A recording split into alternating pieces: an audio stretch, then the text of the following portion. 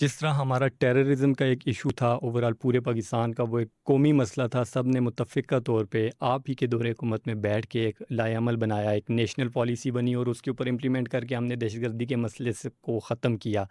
اسی طرح یہ جو سیلاب اور کلائمیٹ چینج اور یہ جو ہمارے قومی مسئلے ہیں، آپ کے خیال میں کیا ہم ایسا نہیں کر سکتے کہ ہم ان کے اوپر بھی ایک نیشنل پالیسی بنائیں، قومی پالیسی بنائیں، اور متفقہ طور پہ وہ پالیسی گورنمنٹ کسی کی بھی ہو، کوئی بھی پارٹی ہو، اس کے اوپر عمل درآمد کریں تاکہ ان سے ہم نمٹ سکیں؟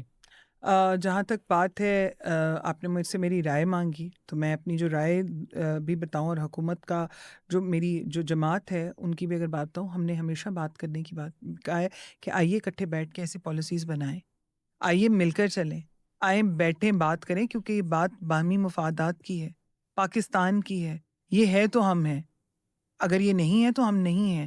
آپ مس انفارمیشنز مت پھیلائیں، آپ ایسی چیزیں مت ہونے دیں جس کی وجہ سے لوگ جو ہیں وہ غلط راہوں پر جا سکیں یا دشمن کو موقع مل سکے اور کریں۔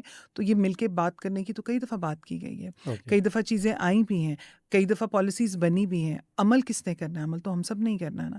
اگر ویسے ذاتی طور پر میں سمجھتی ہوں، یہ میری ذاتی رائے ہے کہ اگر میں کانسٹیٹیوشن آف پاکستان کو دیکھوں تو وہی اتنا مضبوط اور مکمل ہے کہ اس کے اندر مزید پالیسیز لانے کی ضرورت نہیں ہے، جو ہے اسی پر عمل کر لیں تو وہ کافی ہے۔ کافی وی ہے۔ ڈونٹ نیڈ ٹو برنگ، اور اس سے بھی بڑھ کر ہم کس ملک میں رہ رہے ہیں؟ آپ اس ملک کا نام پورا آپ بولیں گے کیا؟ اسلامی جمہوریہ پاکستان، جی، اسلامی جمہوریہ پاکستان کس نام پہ بنا تھا؟ اسلام کے نام پہ اسلام کے بنا نام تھا۔ پہ۔ تو اسلام کیا سکھاتا ہے؟ جی، یہ سوال میرا آپ کی توسط سے تمام تر لوگوں سے ہے کہ دین کیا سکھاتا ہے؟ کوئی بھی مذہب وائلنس نہیں سکھاتا، کوئی بھی ایگزیکٹلی۔ مذہب جو ہے وہ آپ کو یہ نہیں کہتا کہ جھوٹ بولو، بے راہ روی کرو، غلط کام کرو، چیٹ کرو، کچھ کرو۔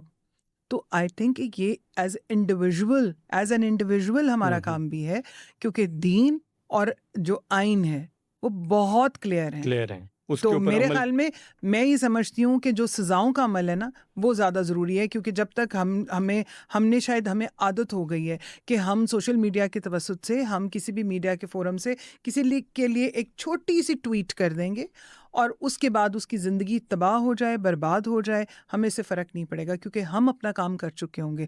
اور میرے جیسے کئی اور جو جاہل لوگ ہیں، میں یہی کہوں گی، ہم کوشش نہیں کریں گے کہ ہم حقائق کو دیکھیں وہ سچ بھی ہے یا نہیں۔ نہیں میڈم، آپ نے ماشاء اللہ، آپ تو جائز تو نہیں۔ نہیں میں ایک بات کر رہی ہوں نا، کیونکہ آپ نے جب مجھ سے شروع میں ایک سوال پوچھا تھا کہ کیا مسائل آپ کو آئے، سب سے بڑا مسئلہ ہی سوشل میڈیا تھا، کہ بغیر سوچے سمجھے کوئی بھی کچھ بات کہہ بھی دینا، جو ہے وہ بات ایگزیکٹلی۔ کہ اس نے اس کی وجہ سے اسلام قبول کیا ہوگا، شادی کی کوئی وجہ ہوئی ہوگی، کوئی پیسے کا فائدہ ہوگا، کوئی یہ فائدہ ہوگا، وہ ہوگا، یہ ہوگا، وداؤٹ چیکنگ دا